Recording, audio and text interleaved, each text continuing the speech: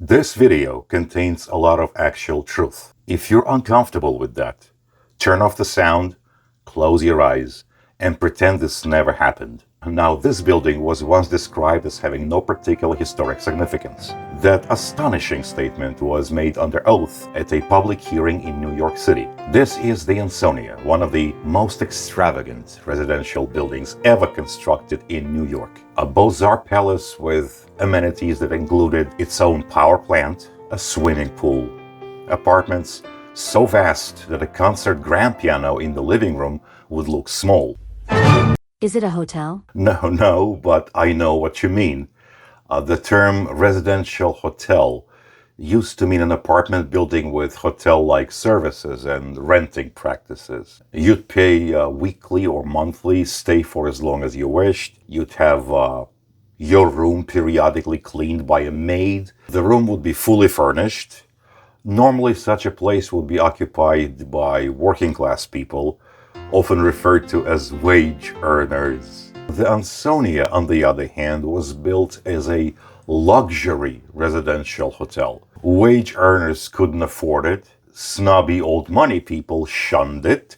So most of the tenants were from the Nova Riche stratum. Hotshot financiers, engineers, and also Bohemians who had achieved a large measure of notoriety, like well-known composers, musicians, artists, actors, singers, that kind of crowd. It took about 4 years to build. William Earl Dodge Stokes bought the site and apparently participated in the design of the building. The designs kept changing even as the thing was being built.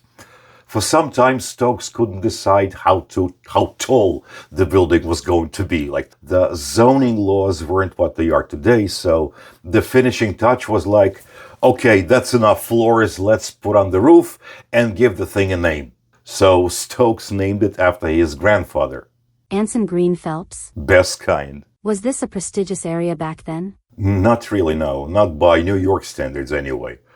This is Verdi Square, the heart of the Upper West Side. Verdi Square? Named after the Italian opera composer. That's his statue. And those 4 characters around the pedestal, they represent 4 different operas. The statues are marble. They put the whole thing together in 1907, 5 years after the Ansonia. The sculptor was Pasquale Civiletti. The project was crowd-funded by Italian immigrants and Italian Americans. And the man behind the project was Carlo Barsotti, the publisher of the first Italian-language daily newspaper in New York. A distant cousin of yours, I believe? That's correct. If you wish to know more about Verdi, you can go to my Patreon page and check the Music Lounge. I'm running a series there titled The Excellent Opera Story. Now, back to the Ansonia? Go ahead. Yes, so as I said earlier, the building featured its own power plant in the basement. Also, there were a swimming pool, a whole bunch of stores, an extensive heating, cooling, and air filtration system embedded in the structure. Oh, and the kitchens featured electric stoves, which looked something like this. Was he born into money? Who, Stokes? Well, sort of. After his father died, he contested the will, sued his brother, and got $1 million out of it. $1 million. With that, he became a developer, mostly in New York. When construction of the Ansonia started, he had just gotten married. I see you want to ask something. Whom did he marry? Her name was Rita D'Acosta. She was 19 years old, born in New York City to a Cuban-born steamship line executive and a Castilian mother, one of 7 siblings. The family moved in high society, which is always entertaining, but alas, they didn't have the kind of money that would guarantee long-term security for their children. So there seems to have been some pressure for the daughter to marry someone established, and Stokes, who was 43 years old at the time and reasonably wealthy, he certainly qualified. The marriage was short and miserable. They had 1 child, a son. Rumors circulated of abuse, never proven. According to gossip mongers, Rita wanted little to do with either her husband or the child, so the whole thing ended in divorce. The settlement granted Rita $2 million, which was unprecedented, and the custody of the child, though she later gave the child back to Stokes. She kept the money, though.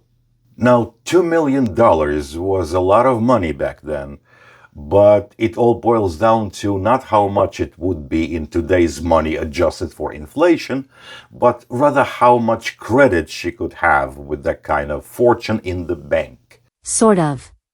Whatever it was, her subsequent life was all about luxury, artistic aspirations, and fame in certain circles. She divided her time mainly between New York, London, and Paris. In Paris, she would arrive at the Ritz with her hairdresser, masseuse, chauffeur, secretary, maid, and I quote, 40 Louis Vuitton trunks. She moved in elite artistic circles and counted among her acquaintance Rodin, Isabella Stewart Gardner, yes, the curator of the now famous museum in Boston, John Singer Sargent, Edgar Degas, Sarah Bernard, and Claude Debussy. Isabella once asked Sargent why Rita had never expressed herself artistically, and Sargent replied why should she? She herself is art, which may or may not have been sarcastic. And then Rita married again. This time it was William Leidig, a wealthy former naval officer. That marriage ended in divorce as well. Later she planned to marry a priest, but church authorities refused to go along with it due to her divorce record. The priest she intended to marry died before anything could happen and left her his estate. Eventually, her lifestyle caught up with her, and she had to declare bankruptcy and sell a lot of her stuff, including, they say, a couple of paintings by Botticelli. She died at the Gotham Hotel on Fifth Avenue, known today as the Peninsula, at the age of 54. Now Stokes married again, secretly, because early a judge had told him he couldn't marry again so long as his ex was alive. His second wife was Helen Blanche Elwood, aged 24, he was 59. They did live at the Ansonia, and they had two kids, James Elwood Stokes, a future developer and philanthropist, and Helen Muriel Stokes, who lived a long and largely private life. 7 years later, Stokes filed for divorce. He accused Helen of multiple affairs, including one with her cousin and even one with his son from his marriage to Rita. She countered that his witnesses were lying sacks of shit and that he was serially unfaithful, which seems to have been true but has never been conclusively proven. And the worst part, he kept dozens of live chickens in their Ansonia apartment. Well, personally, I find it clever. Free-range organic chicken, at your apartment within reach. Chicken marsala, anyone? Anyway, Helen got $1 million in the settlement. Stokes bequeathed the Ansonia and some of his other assets to his son from his marriage to Rita, who sold the building in 1945, shortly after World War II. Architecturally, the Ansonia is Beaux-Arts through and through. Heavy ornaments, bold massing, brackets, scrolls, moldings, medallions, an exuberant building if there ever was one. I'm not going to show you any inside images here out of respect for residents' privacy, but I can tell you this. It's astounding. Some apartments have 14-foot ceilings. Once I saw a concert piano in the living room and it looked small.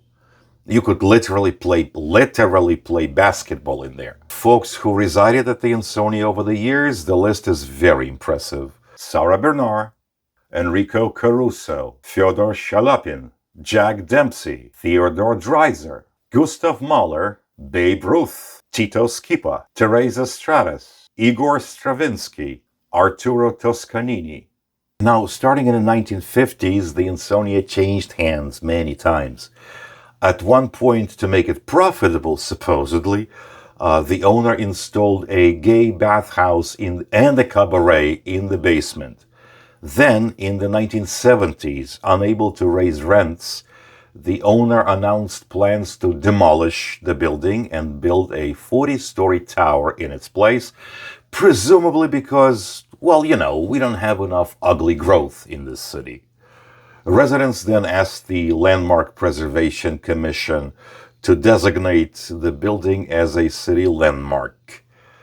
At a public hearing, the owner's lawyer testified that the structure lacked any particular historic significance.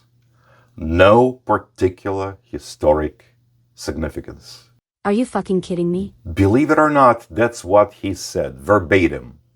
According to him, it would cost between $4 million and $5 million to repair the building, so it was easier and more practical to just tear it down. The residents gathered 25,000 signatures with support from Congresswoman Bella Abzug.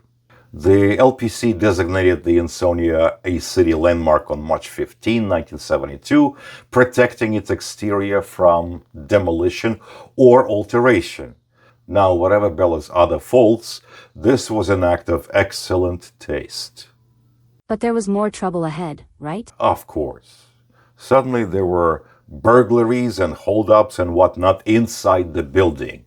In the 1970s, crime rates in New York skyrocketed. In yet another attempt to make more money, a swingers club was installed in the basement. Did it help? No, not really.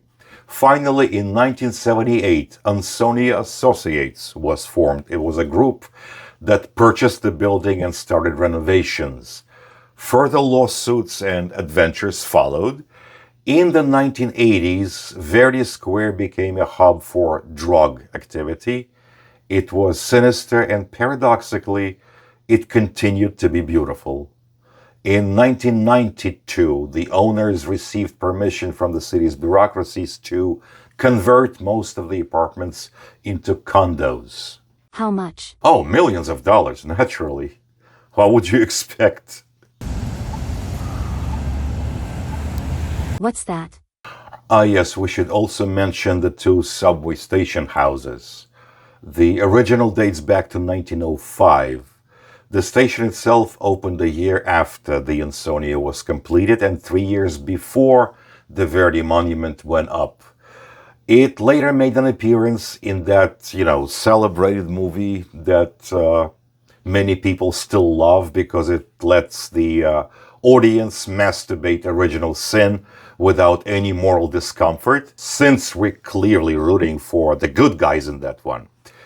As for the other one, which was, they say, inspired by the Crystal Palace in London, which was destroyed not by the Luftwaffe, as many people think, but by a small office fire that started and then spread through the rest of the building in the year of our Lord 1936, 3 years before the Blitz. In order to build this new station house, they had to knock down a pavilion that no one remembers anymore. It seems to have hosted a reasonably popular restaurant that served reasonably good food and wine. The new station house went up in 2002, 98 years after the original one. Anyway, to me, the Ansonia is eye candy. I'm an artist specializing in cityscapes, and I've painted the place numerous times, and each time it's a joy. And let me tell you, it doesn't take much to get people to take notice. Every time I set up my easel on that corner, 72nd and Amsterdam, people stop.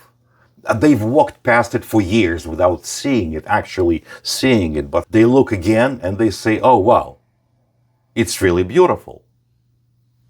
I'm Amanda Barsotti, a fictional character. Any resemblance to actual persons, living or dead, is purely coincidental. Please subscribe to my channel. Please visit my site. Consider purchasing books, paintings, and prints. and visit my Patreon page. It's a lot of fun as well. I'm Ricky Vernio coming to you from Brooklyn, New York, and I'll see you soon.